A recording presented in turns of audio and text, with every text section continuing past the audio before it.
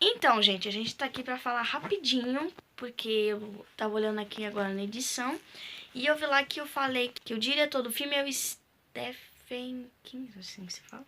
É Stephen King. É. Na verdade, gente, ele é o escritor do filme, não é o diretor. O diretor é Andy Muschietti, sei lá, o nome dele tá aqui. É Andy Muschietti. Esse aqui é o diretor do filme. Stephen King é o que fez a história. É, o que fez a história. Então foi ele que se baseou na história que nós contou pra fazer a história do It a Coisa lá, do que tá agora, entendeu? Então o diretor só se baseou na obra do Stephen King.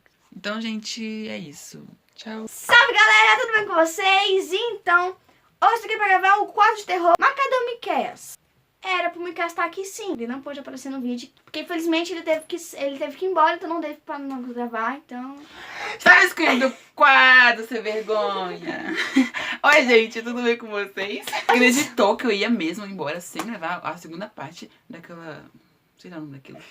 Claro que não, né? Do It a Coisa. Então, hoje vamos falar sobre a verdadeira história do palhaço. A macabra. Então já deixamos o seu like aqui, se inscrevendo aqui, beleza? E bora lá ver o vídeo.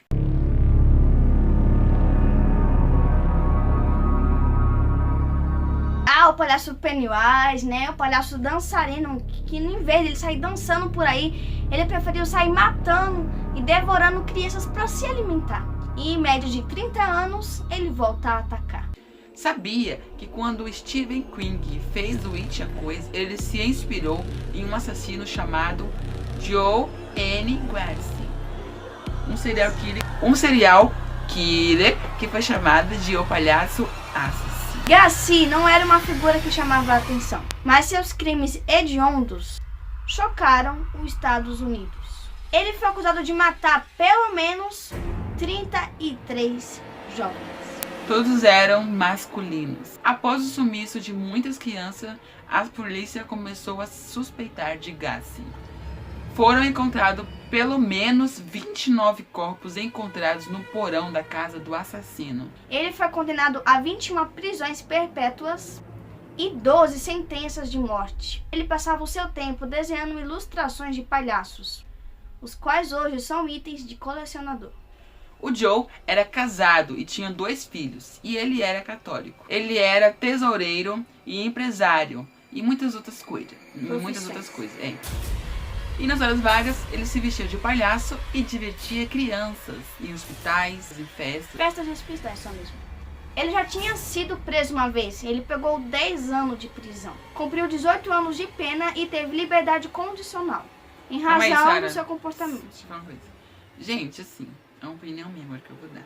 Sério. O crime que ele cometeu, assim, a Sarah falou pra mim, e na minha opinião, que lá nos Estados Unidos é diferente, claro, tem a sentença de morte e tudo mais. Mas eu acho que aqui no Brasil as pessoas cometem quase a mesma coisa e são soltas no mesmo dia. Então imagine se esse cara aqui da história estivesse aqui no Brasil e ele fizesse isso. Será que ele seria solto no mesmo dia? Porque pela lei do Brasil, né, tá uma merda. Então eu acho que, será que ele poderia ser solto? O crime que ele tinha cometido foi abusar de um menor. Ele já teve acusações e abusos com jovens. E sempre eram meninos, normalmente adolescentes. Porque lá na infância dele, ele teve um problemaço com algo do tipo, com o pai dele.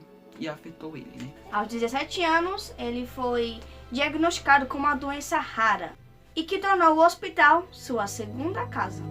Os médicos nunca sabiam explicar por que ele sentia dores fortes e insuportáveis, constantemente. Ele contava à polícia que tinha 4 personalidades: empreiteiro, o palhaço, o político e o assassino. Vários psiquiátricos consideram ele como um sujeito compulsivo, perfeccionista, esquizofrênico, paranoica, sociopata, nazista, mentiroso, patológico e multipolar. Como dizemos, já que ele matou 33 jovens, muitos dizem que ele fez mais vítimas. Uma vítima não fatal ajudou a polícia a descobrir mais pistas dos assassinatos. Jeff aceitou a carona de um homem gordo e sorridente. E no meio do caminho, o motorista agarrou ele, colocando um pano sobre o seu nariz, que nesse pano tinha analgésico. fez com que ele apagasse e perdesse a consciência. A vítima acordou no centro de um parque, sem saber por que tinha parado ali. E no seu corpo tinha vários hematomas e queimaduras sobre seu corpo. E ele ficou no hospital internado. Descobriu o carro, quem estava dirigindo e quem fez os maltratos foi Garça, o palhaço assassino.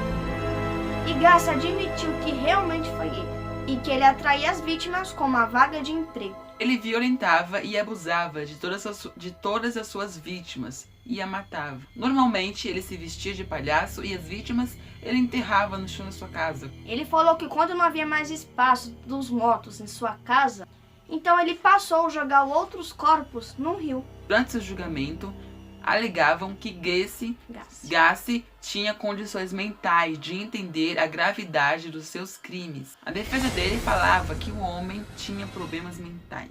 A testemunha-chave foi um sobrevivente, Jeff. Enquanto ele falava, ele chorava e vomitava o tempo inteiro. O julgamento teve que ser paralisado várias vezes, para que o rapaz pudesse se recuperar psicologicamente. No final, John N. Gacy foi culpado por matar 33 jovens e foi sentenciado de morte mediante a injeção letal.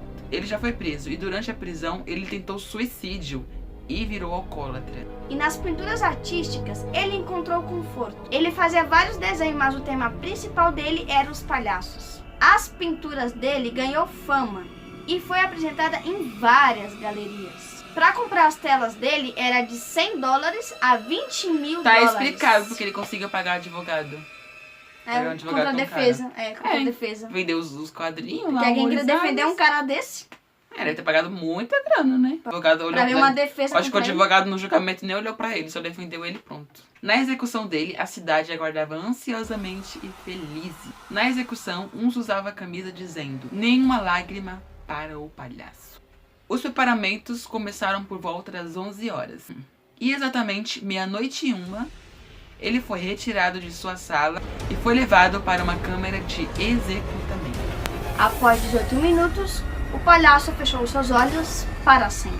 Então, gente, essa foi a história que o diretor do filme se inspirou para fazer o filme It, a Coisa. Você que não assistiu o filme ainda, e se você assistiu, pode ver que no clube só tem meninos. Só tem Aquela uma menina é a única menina. E na maioria do filme só aparece mais meninos. Aqueles meninos que brigam são meninos. Então tem muito meninos. Mas no filme não teve abuso, porque né, ia dar muita polêmica. Então o diretor achou melhor não. Ele misturou a história verdadeira com aquela do alienígena. Ele misturou as duas e ficou maravilhoso. Então ali o vídeo passado é a origem dele, quem é o palhaço, de onde ele veio. E essa aqui é a história que o diretor se inspirou. E olha, o filme tá, ó, muito bom. parabéns. Recomendo vocês assistirem se vocês não assistiram. Eu até acho que eu vou assistir de novo, porque é muito bom, gente. Nossa. Então, galera, esse é o vídeo de hoje. Espero que vocês tenham gostado. Se gostar, não esqueça de deixar o seu like embaixo, se inscrever embaixo e ativa o sininho para toda vez que eu postar receber notificação, beleza? E deixa sugestões aí nos comentários para os próximos quadros de terror. Casos, lendas, história, pode pôr aí que nós conta. Então até o próximo vídeo. Falou! Beijo!